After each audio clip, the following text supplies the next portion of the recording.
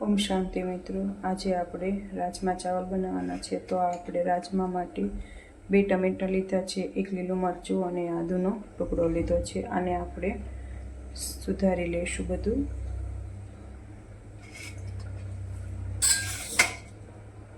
અમે ધોઈને રાખ્યા હતા।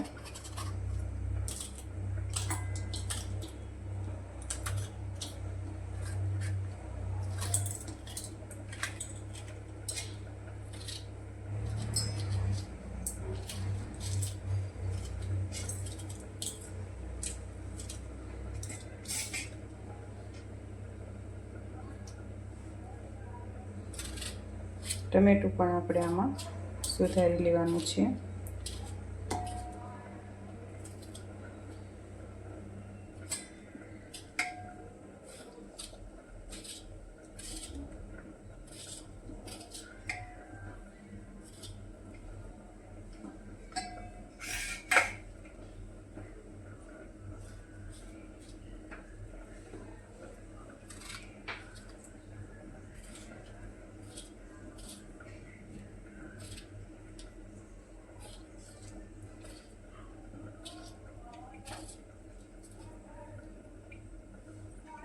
અને આદુના આમાં નાના નાના ટુકડા કરી લઈશું।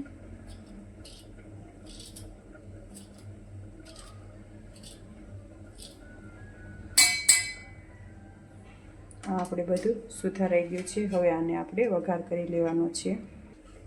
જો હવે આપણે એને ગ્રેવીને વઘાર કરવાનો છે આપણે। તો મેં તજ લીધા છે, 2 નંગ લવિંગ, જાવત્રી અને તમાલપત્ર, પછી મેં મગજતરીના બી લીધા છે અને પંજાબી શાકનો મસાલો લીધો છે। તો હવે આપણે એને વઘાર કરવાનો છે। જો આપણે વઘાર માટે ઘી મૂક્યું હતું। હવે આપણે થોડીક રાઈ નાખી છે અને ચપટી હિંગ નાખીશું। પછી જે આ તજ છે, લવિંગ છે, પછી આ તમાલપત્રના પાન છે અને આ જાવત્રી છે। એમાં આપણે નાખીને આ ટમેટાને એડ કરવાના છે।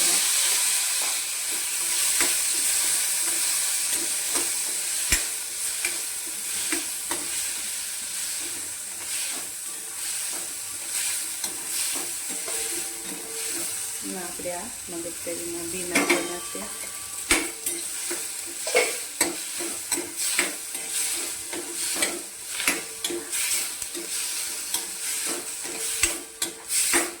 હવે આ આપણે પંજાબી શાકનો મસાલો છે એમાં નાખવાનો છે।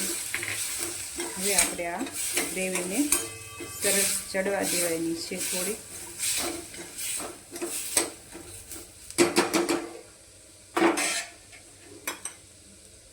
ચપટી હળદર નાખીશું એમાં, ચપટી ધાણા જીરું પાવડર, સ્વાદ પ્રમાણે મીઠું।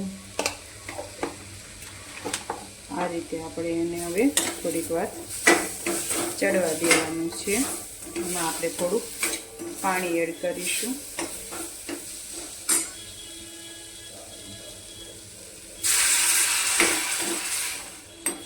હવે આપણે આને ચડી જવા દઈએ। જે આપણે આ ગ્રેવી પકડવા મૂકી દીધી છે, ત્યાં આપણે એને રાજમાને બાફા મૂકવાના છે। તો આપણે પહેલાં એને બાફા મૂકીશું। જો આ રાજમા છે, મેં રાતે આને પલાળી દીધા હતા। હવે એને મીઠું નાખીને હું બાફા મૂકું છું। આ ગ્રેવી આપણે ચડી ગઈ છે। હવે આને ઠરવા દેવાની છે। બંધ કરી દઉં છું। આપણે આમાં રાજમા બાફા મૂકી દઈશું। આ ગ્રેવી આપણે મિક્સર જારમાં લઈ લીધી છે। હવે આને ક્રશ કરી લેવાની છે। આ આપણે ગ્રેવી તૈયાર થઈ ગઈ છે। હવે આપણે એનો વઘાર કરી લેવાનો છે। આ આપણે તેલ મૂકી દીધું છે। હવે આપણે એમાં રાઈ નાખી અને ચપટી જીરું નાખવાનું છે, ચપટી હિંગ નાખવાની છે અને ચપટી હળદર પાવડર। હવે આપણે જે આ ગ્રેવી કરી હતી એ ગ્રેવી અંદર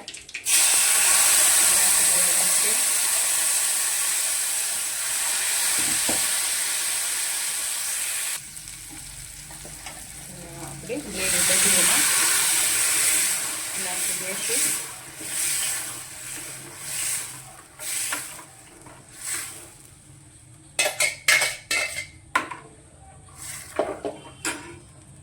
હવે આ રીતે આપણે એને થોડીક વાર 10 મિનિટ જેમ પકડવા દેવાની છે.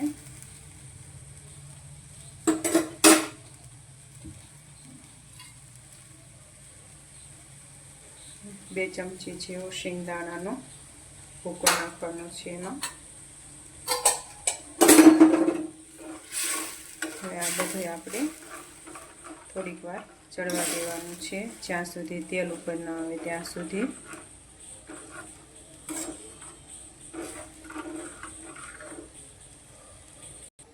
ગ્રેવી આપણી ચડે ત્યાં સુધી આપણે જોઈ રાજમા આપણા સરસ બફાઈ ગયા છે. હવે આને પાણી નિતારી લઈએ.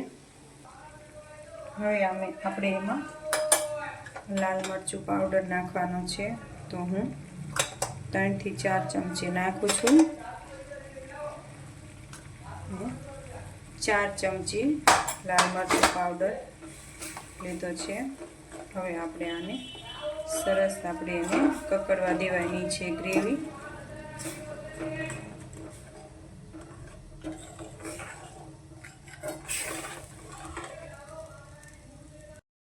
તેલ ઉપર આવી ગયું છે. હવે આપણે એમાં રાજમા જે બફાઈને કમ્પ્લીટ થઈ ગયા છે એ એમાં નાખીશું. આપણે રાજમા એમાં એડ કરવાના છે અને ચપટીક આપણે ખાંડ નાખવાની છે. ખાંડની સાકર છે, તમે ખાંડ ખાતા હોય તો ખાંડ નાખી શકો છો. આ રીતે આપણે હવે એને થોડીક વાર ચડવા દેવાનું છે.